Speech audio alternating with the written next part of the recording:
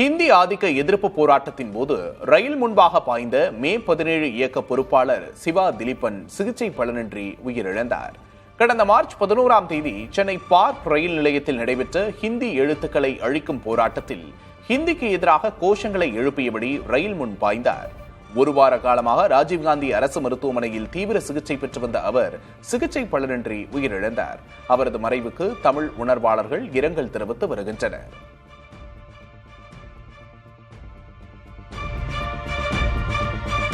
ஹிந்தி ஆதிக்க எதிர்ப்பு போராட்டத்தின் போது ரயில் முன்னர் பாய்ந்து சிவா திலீபன் என்பவர் சிகிச்சை பலனின்றி உயிரிழந்த நிலையில் முதல்வர் மு.க.ஸ்டாலின் இரங்கல் தெரிவித்துள்ளார்.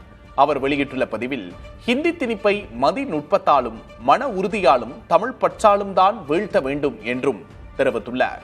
உணர்ச்சிகளை காட்ட வேறு வழிகள் இருப்பதாகவும் யாரும் உயிர் தியாகம் வேண்டாம் என்று மன்றாடி கேட்டுக்கொள்வதாகவும் இரங்கல் பதிவில் குறிப்பிட்டுள்ளார்.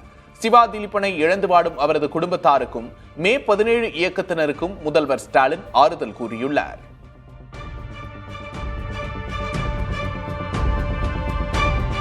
மத்திய அரசின் ஹிந்தி திணிப்பு உச்சபட்ச நிலையை அடைந்திருப்பதாக மே 17 இயக்கத்தின் ஒருங்கிணைப்பாளர் திருமுருகன் காந்தி குற்றம் சாட்டியுள்ளார். ரயில் நிலையங்களில் ஹிந்தியை அழிக்கும் போராட்டம் குறித்து செய்தியாளர்களை சந்தித்த அவர், ஹிந்தியை தாய்மொழியாக கொண்டிராதவர்கள் அம்மொழியை படித்தாலும் வேலை கிடைப்பதில்லை என்று குற்றம் சாட்டினார்.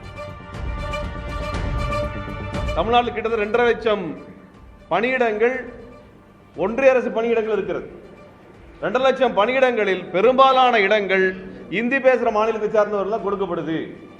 தமிழ்நாடு ரயில்வே நிலையத்தில் பல ரயில்வே நிலையங்களில் இந்தி பேசுகின்ற மாநிலத்தில் இருக்கிறவங்களுக்கு தான் இடம் இருக்குது.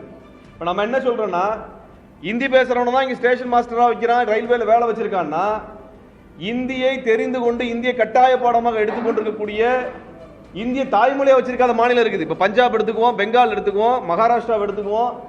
இந்த மாநிலம் எல்லாம் இந்தியை ஏற்றுக்கொண்டிருக்கிறது. இந்தி மொழியை இந்த மாணவர்கள் கட்டாயமா படிக்கிறான். இவனுக்கு கூட ஒன்றிய அரசுல வேலை கிடையாது.